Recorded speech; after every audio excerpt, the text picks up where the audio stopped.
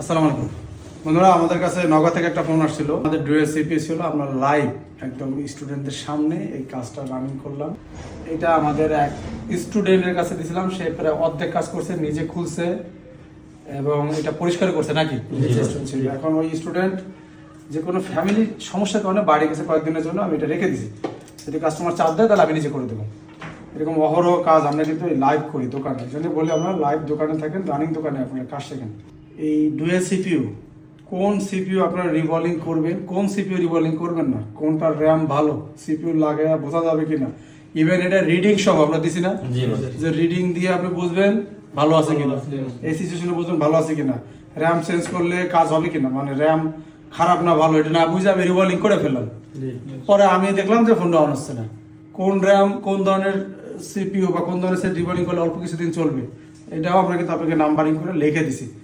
তো অনেক টেকনিশিয়ানরা আন্দাজে রিভলভিং করে, আসলেই যে একটা রিডিং 0304 ধরলে আমরা ডুয়েল সিপিইউ রিভলভিং করি। আরও কিছু সিচুয়েশন আছে, রিভলভিং করার পরে অন করার পরে যা দেখা যায় র্যামের কন্ডিশন এতটাই ড্যামেজ, ফোন আর অন হয় না। বা একটু ছিল যান কোনো মতে ছিল, মানে অন ছিল অফ ছিল, রিভলভিং করছে মরে গেছে ফোন।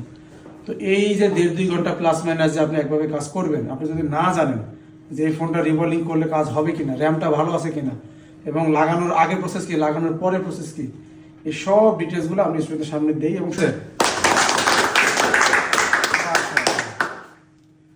শোনেন, অনেক সময় আপনারা এই চার্জে দেওয়ার পরে দেখবেন যে হয়তো লোগো টোগো আসতেছে না, ওই একই রিডিং টানে 0304, হতাশ হবে না, তখন দেখবেন যে ব্যাটারিতে চার্জ আছে কিনা, বুঝছেন।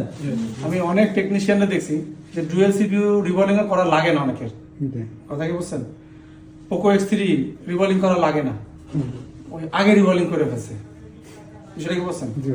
এই ফোনটা কিন্তু নগদ থেকে আসলে দেখাইছে এবং উনি বইলেই দিছে যে আমার ফোনের সিপিইউ রিভলভিং করে, অন্য দোকান থেকে আমার বলছেন, ঠিক আছে। তো যদি কোনো ফোন আপনাদের কাছে আসে, অবশ্যই আগে একটু ব্যাটারি চার্জটাও দেখে নেবেন। অনেকে রিভলভিং করে ফেলে কিন্তু সমস্যা আছে ব্যাটারি, আমি দেখতে পাইছি। মাশাআল্লাহ বন্ধুরা, এই ফোনটা আমাদের কাজ হয়েছে। আর আরেকটা কাজ আছে, ওটা আমরা দেখাবো এখন। এটা কাজের পরে আর একটা বড় কাজ আছে কি, এটার সেটিং করা। এখানে কিন্তু আপনি এভাবে দিলে হবে না, প্রচন্ড গরম হয়। আপনার এটা প্রপার ইয়া দিয়া, আপনার যে টেম্পারেচার, হিট টেম্পারেচার যে লিকুইড আছে ওটা দিয়া, এর সাথে থার্মাল পেস্ট দিয়া এটার সাথে ই করে দিতে হবে, মানে গরমটা এর সাথে ছড়াই যায়, নাহলে কিন্তু রিটার্ন আসবে কদিনের মধ্যে হবে, ঠিক আছে।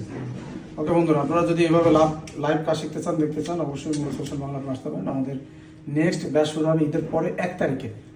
হ্যাঁ, সামনের মাসের 1 তারিখে আমরা ব্যাচ শুরু করবো, মানে 1/4/2026। যারা আসতে চান অবশ্যই আগে একটা সিট বুকিং করে রাখবেন।